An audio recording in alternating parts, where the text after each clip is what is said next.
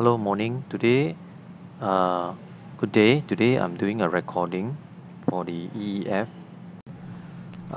topic 1.4 series circuits. So the objective of today's lesson is on how to calculate effective resistance of resistors in series circuit. So we'll be mainly focusing on series circuit, and we also be talking about this law called the Kirchhoff voltage law, point number 2, and learn a bit on voltage divider rule to calculate voltages across resistors in series circuit. Alright, so let's move on. So this is a very simple circuit, as you can see over here. I have a series circuit of two resistors in series, namely R1 and R2. So because the two resistors are in series, the current flow is the same for both the circuit. Yes, so the current is denoted by I. So the total resistance in this case is R1 plus R2.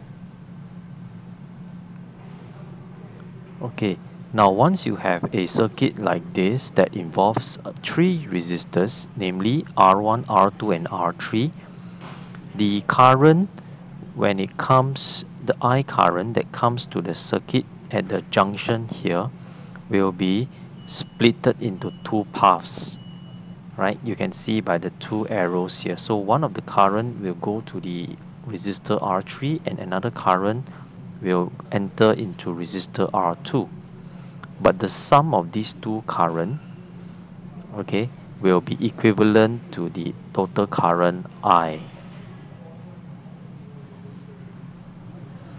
So let's take a look at this simple circuit here. In this series circuit, I have two resistors in series. So the RT, T stands for total. So if you put your eye and then you're looking across to the right hand side, the total resistance RT is the sum of R1 plus R2.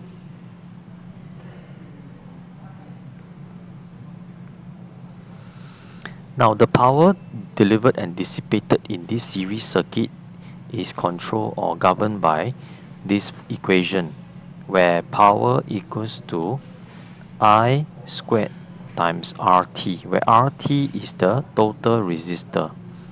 So if I were to launch my notepad, okay, let me just write something here. So your RT is equals to R1 plus R2 plus R3. That will be the total resistance.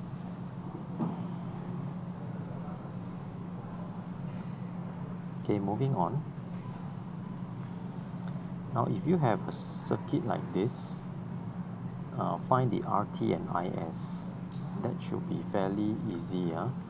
This one here. So if I look at this simple circuit, example 4.1, my total resistance will be the sum of all these resistor value.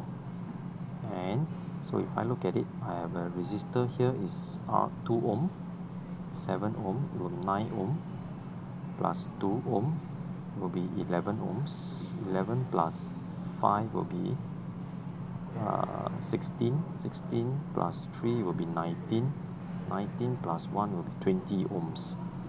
So the total resistance RT is 20 ohms. 20 ohms. Right? And we know that the given voltage E is 20 volts. Right? So the current IS is equals to 20 divided by 20, or E divided by your RT, right, which gives me 20 volts divided by 20 ohms, right, which gives me 1 ampere. Okay, so this is the simple calculation that we have here. Okay, moving on. Okay, so another example 4.2, I have another simple circuit where I have two resistors, three resistors, R1, R2 and R3 resistors. So if I were to calculate the total resistance, okay, which you are given the total resistance 12 kilo ohms. So we do not know what is R1, but we can find out, right? Because R2 is 4 kilo ohm and R3 is 2 kilo ohm. So R1 naturally will be 12 minus the sum of the two, R2 plus R3. So R1 is 6 kilo ohm, okay? And you are given the current of 6 milliampere.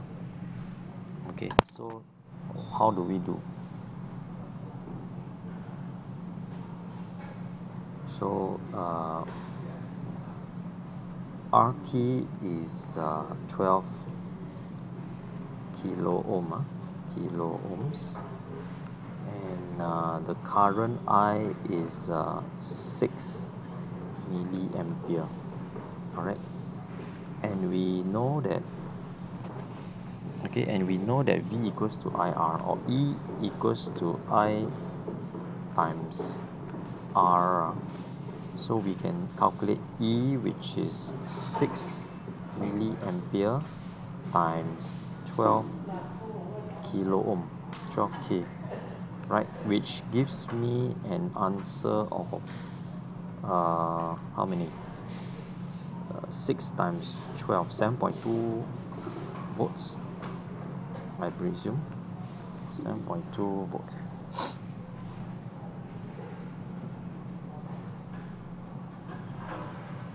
Just to confirm, is it 7.2? Yeah, which, or 72. Let me just double check. Just let me double check the value. Okay, let me just whip up. Okay, just to confirm. So it's 6 milliampere times 12 to the power of 3.